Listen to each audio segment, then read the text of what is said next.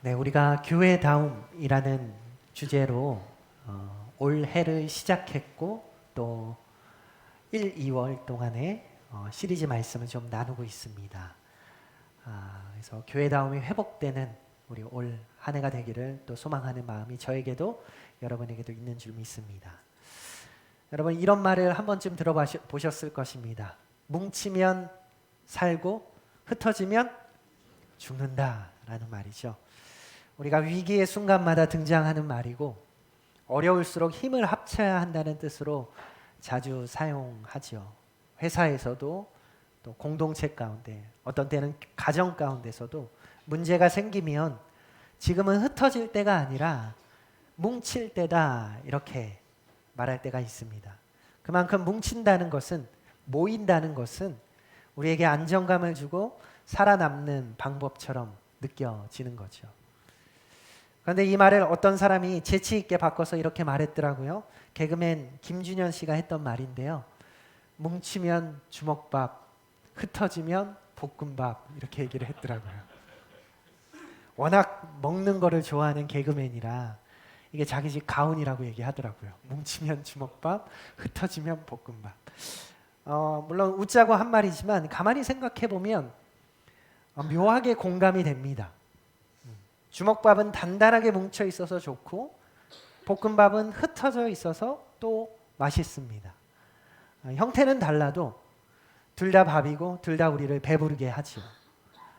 뭉치는 것도 의미가 있고 흩어지는 것도 나름의 가치가 있다는 이야기처럼 저에게는 들렸습니다.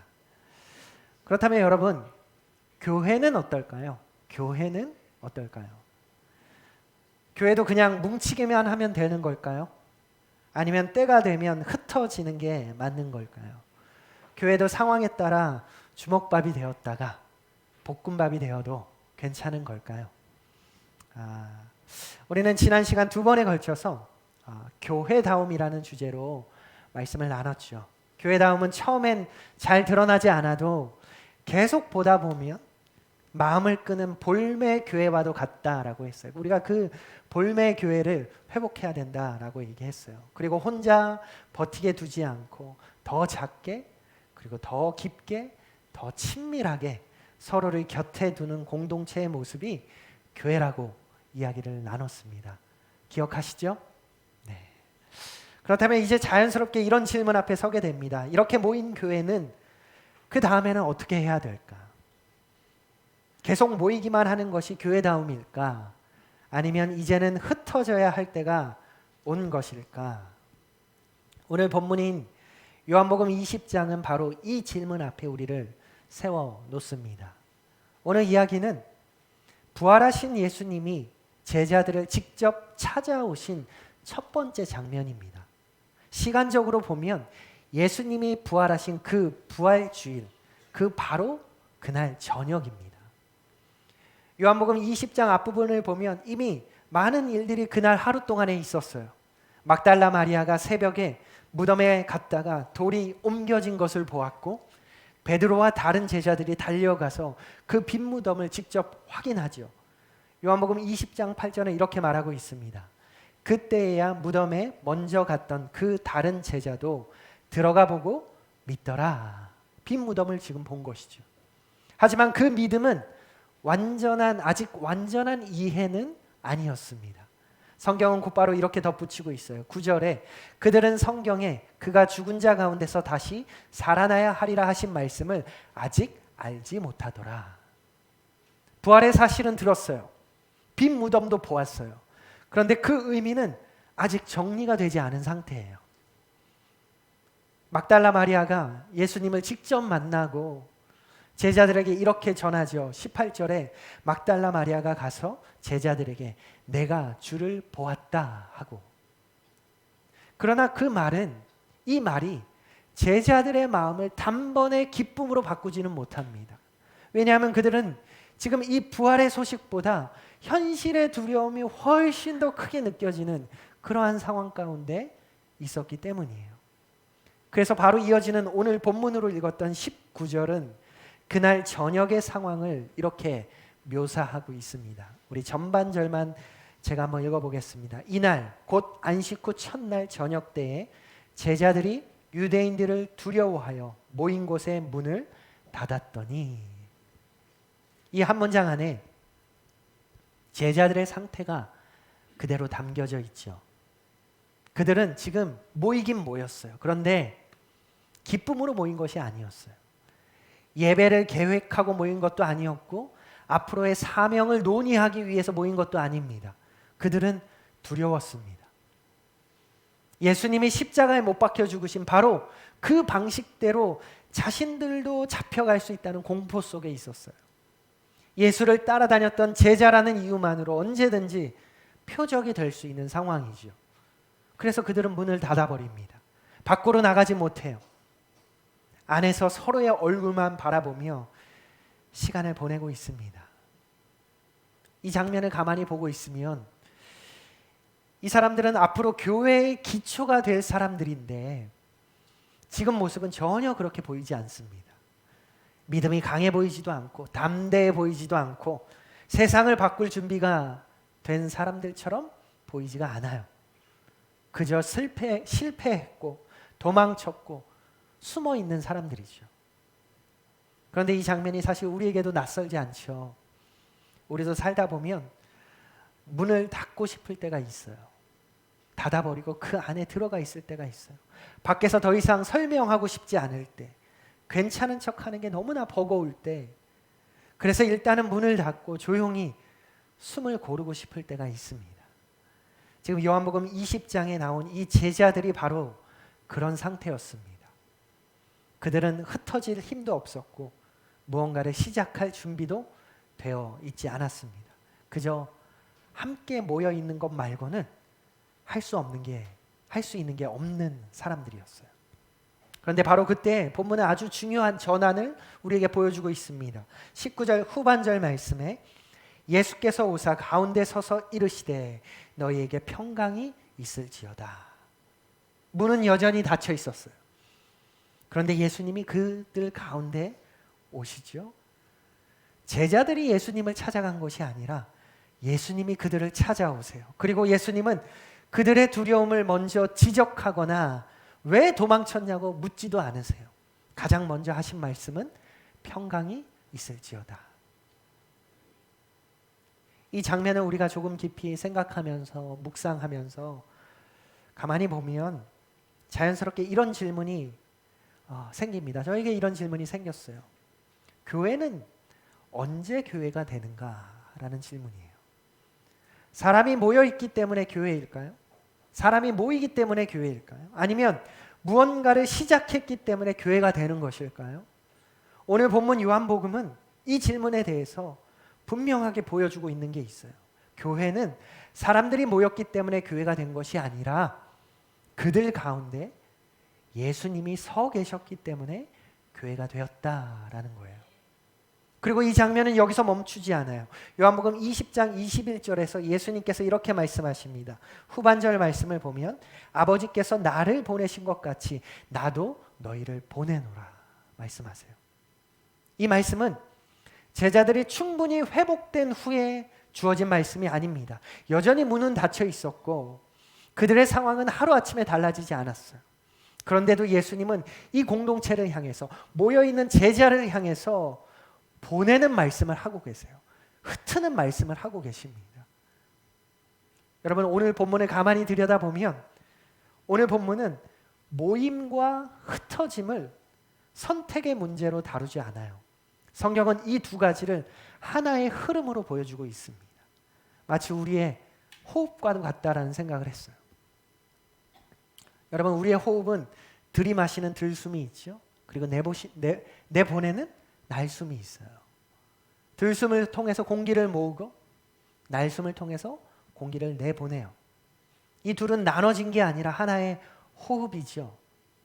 교회가 이와 같다라는 거예요. 그래서 오늘 우리는 이 장면을 조금 더 깊이 들여다보려고 합니다. 교회는 왜 더 모이게 되는지, 그리고 왜 그래서 더 흩어지게 되는지를 우리 함께 나눠보고자 합니다. 요한복음 20장이 보여주는 교회의 이 시작 장면 속에서 함께 찾아보겠습니다. 오늘 본문 19절 전반절의 말씀을 다시 한번 같이 한번 읽어보겠습니다. 19절의 전반절 시작. 이날 곧 안식 후 첫날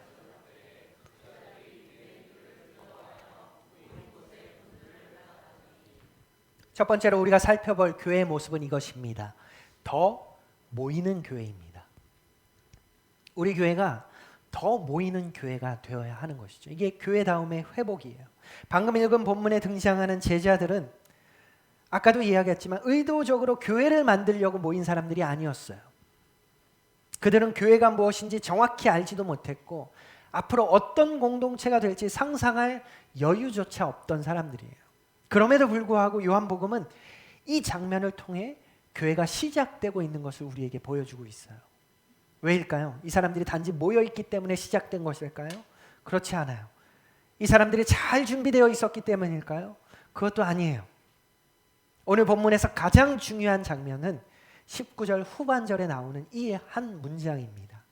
19절 후반절 읽어볼까요? 시작. 예수께서 오사 가운데 서서 이르시되 너희에게 평강이 있을지어다. 여러분, 교회가 교회되는 결정적인 이유는 뭐냐면 사람들이 단지 모여있기 때문이 아니라 그들 가운데 누가 계셨기 때문이에요. 예수님이 그들 가운데 서 계셨기 때문입니다. 제자들은 이미 함께 모여 있었어요. 그러나 그 모임이 교회가 되는 순간은 예수님이 그들 가운데 서신 바로 그 순간이에요.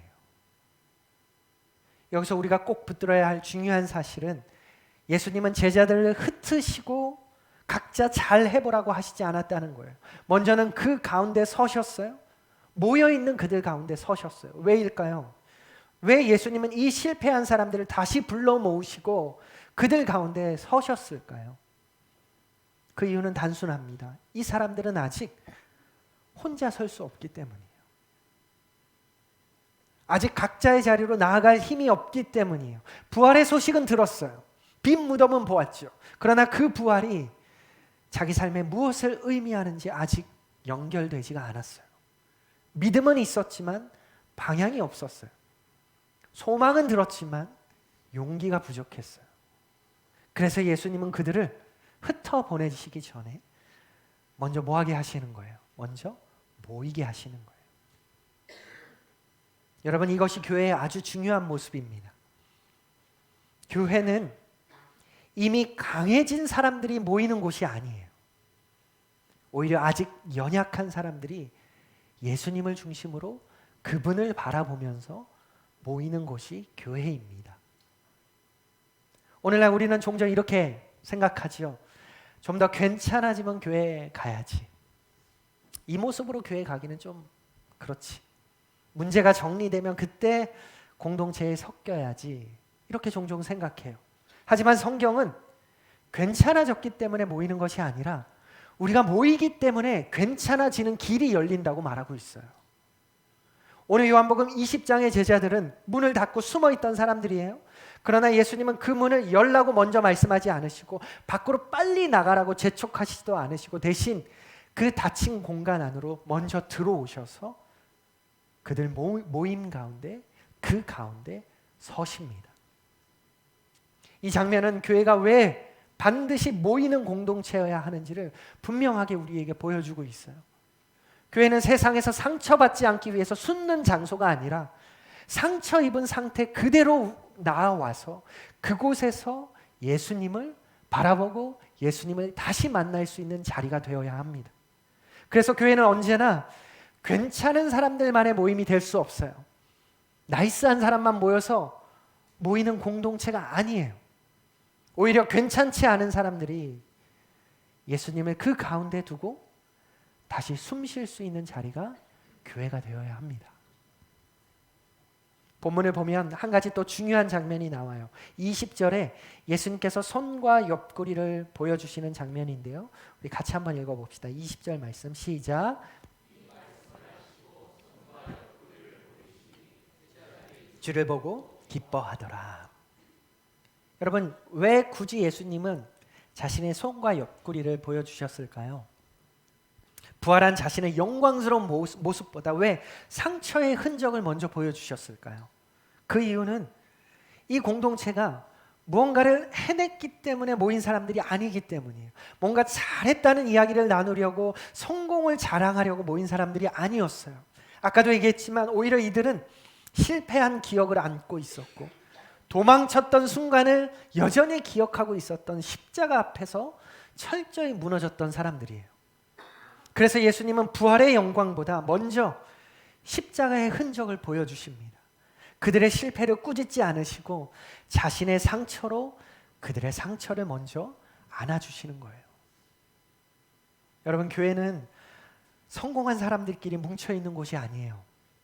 누가 더 잘났는지, 누가 더 상처가 적은지를 비교하는 자리도 아니에요. 교회는 각자의 모습은 다르지만 모두가 같은 예수님을 바라보면서 같은 은혜 앞에 서 있다는 그 사실을 기억하는 공동체가 되어야 합니다. 그래서 교회가 모일 때, 우리가 모일 때 가장 중요한 질문은 이거예요. 우리가 왜 모이는가? 이 자리에 도대체 왜 모이는가?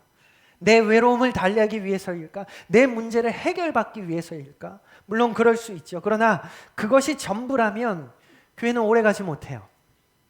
조금 더 나를 채워주는 곳이 저기에서 생기면 언제든 교회는 떠날 수 있어요. 여러분, 가나안 성도라는 말 아시죠? 교회는 안 나가지만 신앙은 있다고 말하는 분들을 가리키는 말이에요. 가나안을 거꾸로 하면 안 나가잖아요.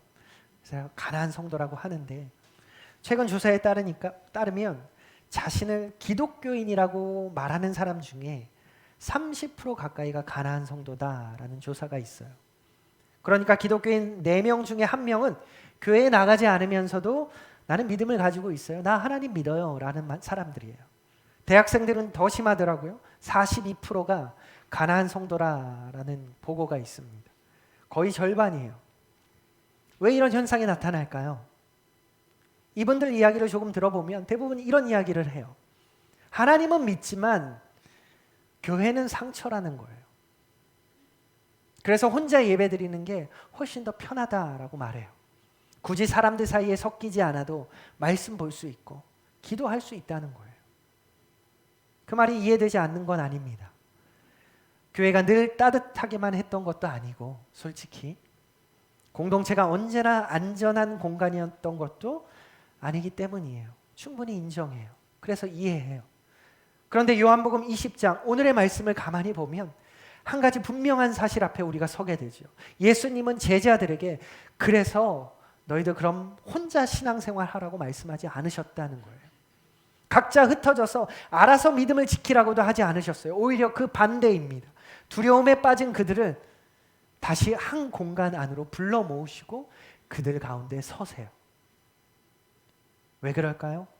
개인 신앙만으로는 그 믿음이 끝까지 가기 어렵다는 것을 우리 예수님은 너무 잘 아셨기 때문이에요. 신앙은 혼자 시작될 수는 있지만 절대로 혼자 완성되지 않습니다. 혼자 있으면 내가 보고 싶은 예수님만 보게 되고 내가 듣고 싶은 말씀만 붙들게 돼요. 결국 예수님이 내 삶의 중심이 아니라 내가 그 신앙의 중심에 내가 들어앉아 있어요. 그래서 예수님은 이 연약한 제자들을 흩어놓으시기 전에 흩어놓지 않으시고 먼저는 모으십니다. 교회는 여러분 내가 편하기 위해 모이는 곳이 아니에요. 예수님을 우리 가운데 모시기 위해서 때로는 불편함도 감수하는 공동체가 교회입니다. 여러분 오늘 왜 모이셨습니까? 왜 오셨습니까? 은혜 받기 위해서 오셨나요? 물론 은혜 받아야죠. 우리가 그 은혜 없이 하루도 살 수 없잖아요. 그런데 오늘 본문은 우리에게 한 가지를 더 분명하게 보여줬어요. 교회는 은혜를 얻기 위해서만 모이는 공동체가 아니라 예수 그리스도 때문에 모이는 공동체라는 사실이에요. 교회는 우리 가운데 여전히 서 계신 그 예수님을 다시 한번 바라보기 위해서, 그분 다시 한번 붙들기 위해서 모이는 자리가 되어야 합니다. 그렇게 우리가 더 모이는 교회가 되기를 원합니다. 단지 편해서, 단지 은혜 받기 위해서 모이는 곳이 아니라 우리가 모일 때 그 자리에 예수님이 함께 계시기 때문에 다시 모이기를 힘쓰는 우리가 되기를 소망합니다. 우리 한 가지 더 나눌 교회의 모습은 그래서 더 흩어지는 교회가 되어야 합니다. 우리 한번 같이 읽어볼까요? 시작. 그래서 아까 교회는 마치 호흡과 같다고 말씀드렸어요. 들숨을 통해서 우리가 모였다면 이제는 어떤 차례예요? 날숨의 차례예요. 내보내야 할 차례예요. 요한복음 20장 21절 말씀은 이 모습을 분명하게 보여주고 있습니다. 우리 다시 한번 21절을 같이 한번 읽어보겠습니다. 시작. 예수께서 또 이르시되 너희에게 평강이 있을지어다. 아버지께서 나를 보내신 것 같이 나도 너희를 보내노라. 나도 너희를 뭐 한다고 말씀하세요? 보내노라. 우리가 주목해야 할 단어가 바로 이 보내노라라는 단어입니다. 그런데 이 말은 오늘 우리가 본문의 배경도 살펴봤지만 굉장히 낯선 선언이에요. 왜냐하면 이 제자들은 아직 아무것도 달라지지 않았기 때문이에요. 문은 여전히 닫혀 있었고 세상은 여전히 위험하고 그들의 두려움은 하루아침에 사라지지 않았습니다. 그런데 예수님은 이 공동체를 향해서 이제 나가라, 이제 흩어져라 라고 말씀하십니다. 이건 제자들의 상태가 준비되었기 때문이 아니에요. 세상이 안전하기 때문도 아니에요. 이건 예수님이 그들 가운데 이제 서셨기 때문이에요. 먼저 예수님을 가운데 그들이 모셨기 때문에 이제 그 예수님과 함께 나아가라고 말씀하고 있는 거예요. 그래서 한 가지 중요한 순서를 여러분 기억해야 합니다. 예수님은 제자를 흩어놓고 난 다음에 그 가운데 서신 것이 아니라 그 가운데 서신 후에 그를 보내고 계세요. 이 순서가 무너지면 교회는 쉽게 두 극단으로 치우칩니다. 모이기만 하는 교회가 되거나 아니면 보내기만 하다가 금방 소진하는 교회가 되어버리고 말아요. 여러분, 예수님을 중심으로 모인 이 공동체는 결국 반드시 세상으로 흩어지게 되어 있습니다. 왜 그런지 아십니까? 왜냐하면 예수님 자신이 그런 분이기 때문이에요. 21절을 다시 보면 이렇게 말씀하시죠. 아버지께서 나를 보내신 것 같이. 예수님 그분 자신이 본래 보내심을 받으신 분이세요. 하늘의 완전한 자리에 머무르지 않으시고 상처와 죄와 눈물과 죽음이 있는 이 세상 한가운데로 오신 분이세요. 그러니까 예수님을 따른다는 것은 예수님처럼 보내심의 방향으로 우리도 살아가겠다는 결단이에요.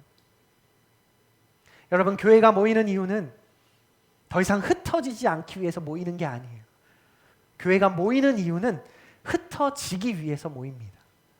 조금 이상하게 들릴 수 있지만 이것이 성경이 말하는 교회의 구조예요. 우리는 흩어지기 위해서 오늘 모였어요. 피터 드러커라는 경제학자가 있어요. 유명한 분이신데 이분이 이런 이야기를 했습니다. 모든 조직의 목적은 외부 사람들을 섬기기 위해 존재한다. 조직이 내부 사람들을 섬기기 위해 존재할 때 그 조직은 사멸한다. 이 말을 교회의 역사에 그대로 대입해 보면 너무나 정확한 것을 보게 돼요. 교회가 교회를 위해서 단지 존재하기 시작할 때, 그래서 그저 모이는 것에만 집착할 때 교회는 서서히 힘을 잃었어요. 교회의 2000년 역사를 돌아보면 교회는 언제나 보내질 때, 흩어질 때 살아있었고 머물 때에 약해졌습니다. 하나님은 교회를 예배당 안에만 두기 위해서 부르신 적이 없습니다. 하나님은 교회를 세상 한가운데 두기 위해 부르셨습니다. 그래서 예수님은 제자들을 예배 잘 드리는 사람으로만 남겨두지 않으시고 보냄받은 사람으로 부르시고 그들을 보내시는 거예요. 여러분, 우리가 매주 이렇게 함께 모여서 예배 드리는 이유가 무엇일까요? 단지 위로를 받기 위해서일까요? 물론 우리가 위로받아야죠. 그러나 거기서 끝나면 예배는 방향을 잃게 됩니다. 예배는 언제나 여러분 파송으로 끝이 나야 됩니다. 그래서 예배의 마지막에 늘 여러분을 세상으로, 일상으로, 삶으로 나아갈 것을 파송하면서 선포하는 거예요. 레너드 스윗 박사라는 분이 계세요. 이분이 교회의 변화를 4가지 모습으로 설명을 했어요. 선교적 교회, 목양적 교회, 유지하는 교회, 박물관 교회예요. 이렇게 네 가지인데 처음 교회는 선교적 교회입니다. 사람들이 모이고 복음이 흘러가고 생명이 일어나요. 그 다음 교회는 모여있는 사람들을 돌보기 시작합니다. 그게 뭘까요? 목양적 교회예요. 그러다 보면 건물을 유지하고 조직을 지키는 데 힘을 쓰지요. 그게 유지하는 교회예요. 그러다가 그 문제는 그 다음인데요. 교회가 더 이상 흩어지지 않을 때 교회는 마치 박물관처럼 되어버려요. 박물관 교회가 돼요. 옛날에는 여기에 사람들이 가득 모여서 예배 드렸었대. 한때는 이 교회가 참 영향력이 있었대. 이런 이야기를 나누게 되는 거죠. 여러분, 박물관은 과거를 보여줄 수는 있어요. 그러나 미래를 만들어내지는 못해요. 교회는 박물관이 되라고 존재하는 공동체가 아닙니다. 교회는 오늘도 세상 속으로 파송되는 곳이 되어야 됩니다. 우리가 지난주에 청년 한 명을 군대로 파송했죠. 우리 조민서 청년을 군대로 파송한다고 이야기를 했는데 또 이곳에 파송될 청년들이 몇 앉아 있어요. 근데 여러분, 이들만이 아닙니다. 우리도 뭐 해야 돼요? 우리도 파송되어져야 돼요. 여러분은 지금 어디에 흩어져 계십니까? 어디에 파송되어 계세요? 여러분, 혹시 내 주변에 있는 사람들이 대부분 교회 다니는 사람들 뿐만 있지는 않습니까? 예수 믿지 않는 사람들과의 관계는 어느새 다 끊어져 버려 있지는 않으십니까? 우리가 예수를 오래 믿다 보면 나도 모르게 세상과 거리를 두게 되죠. 그러다 보면 신앙은 안전해질지는 모르지만 우리의 사명은 점점 사라지기도 합니다. 교회가 힘을 잃어버리는 순간은 세상의 교회를 공격할 때 힘을 잃는 게 아니라 교회가 세상 밖으로 나아가지 않을 때 교회는 힘을 잃게 되어 있습니다. 예수님은 우리를 예배당 안에 가두어 두지 않으세요. 우리의 일터로, 여러분의 가정으로, 여러분의 학교로, 그리고 여러분의 관계 속으로 보내십니다. 왜냐하면 그 자리가 하나님이 이미 일하시고 계신 자리이기 때문이에요. 여러분, 우리는 더 모이는 교회예요. 그래서 우리는 더 흩어지는 교회가 되어야 합니다. 예수님이 우리를 세상으로 보내시기 때문이에요. 이 두 가지는 선택이 아니라 교회의 정체성이고 교회의 호흡과도 같습니다.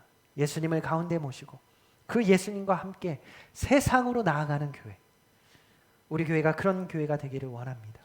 여러분, 한 명 한 명이 그런 성도가 되기를 원해요. 오늘 우리는 교회의 두 모습을 함께 살펴보았습니다. 모이는 교회와 흩어지는 교회입니다. 이 두 모습은 서로 반대되는 것처럼 보이지만 사실은 하나의 모습입니다. 교회는 모이기 때문에 흩어지고 흩어지기 위해서 다시 모입니다. 처음에 우리가 나눴던 말 기억하시죠? 뭉치면 살고 흩어지면 죽는다. 세상의 논리로 보면 맞는 말이에요. 위기 앞에서 뭉쳐야 살고 흩어지면 위험해 보여요. 그런데 복음은 이 말을 조금 더 다르게 설명하고 있어요. 교회는 뭉쳐야만 사는 공동체가 아니라 잘 흩어질 줄 알 때 살아있는 공동체가 되는 겁니다.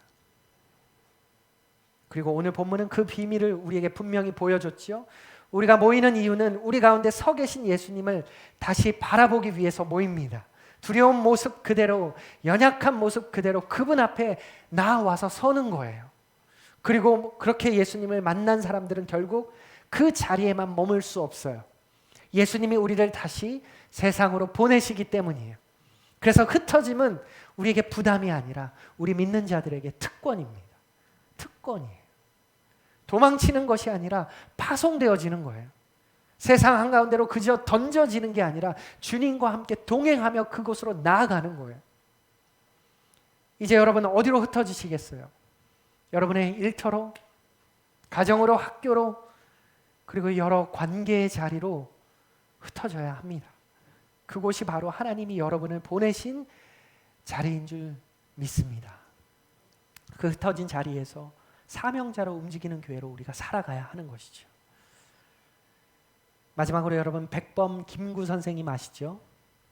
이 김구 선생님이 지인의 아들 결혼식에서 주례를 맡은 적이 있어요. 그런데 그때 아주 짧은 주례를 남긴 것으로 유명합니다.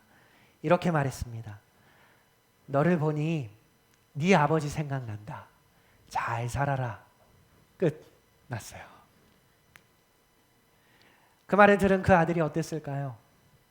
아마 그 결혼식 날은 아마 정신없어서, 여러분 경험해 보셨잖아요. 정신없잖아요. 무슨 주례를 하시는지.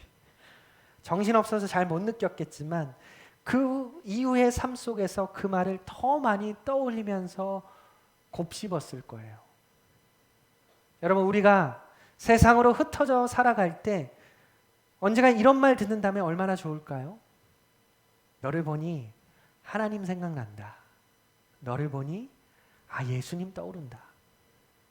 너에게서 그리스도의 향기가 난다. 우리가 함께 모이는 거 정말 중요하죠. 함께 예배하고 함께 울고 웃고 함께 믿음을 지켜내는 거 너무나 귀합니다. 그러나 교회는 거기서 멈추지 않아요. 우리는 다시 세상으로 보내집니다. 그리고 그 자리에서 예수님을 닮은 한 사람으로 살아가도록 부름 받은 줄 믿습니다. 여러분, 우리는 더 모이는 교회입니다. 예수님이 우리 가운데 계시기 때문이죠. 그리고 우리는 그래서 더 흩어지는 교회가 되어야 합니다. 그 예수님이 우리를 세상으로 보내시기 때문이에요. 예수님을 가운데 모시고 그 예수님과 함께 세상으로 나아가는 공동체, 우리 교회가 그런 교회가 되기를 원하고, 여러분 한 사람 한 사람이 그런 성도로 살아가시기를 주님의 이름으로 축복하고 소망합니다. 이 시간 함께 우리 결단하며 기도합시다. 우리는 더 모이는 교회가 되어야 하고, 그래서 더 흩어지는 교회가 되어야 합니다. 지금 여러분 그 자리에서 이렇게 결단하며 기도할 때, 주님, 제가 그저 편에서 머물던 자리가 아니라 그런 자리가 있다면 내려놓게 하시고, 주님이 계신 곳이라면 기꺼이 모이게 하시고, 주님이 보내시는 자리라면 두려워하지 않고 나아갈 수 있도록, 흩어질 수 있도록 주님 도와주시옵소서. 이렇게 기도하면서 여러분 나아갑시다. 여러분 각자의 삶의 자리로 보내시는 그 주님을 기억하면서 우리 말씀 기억하고 잠시 기도하도록 하겠습니다.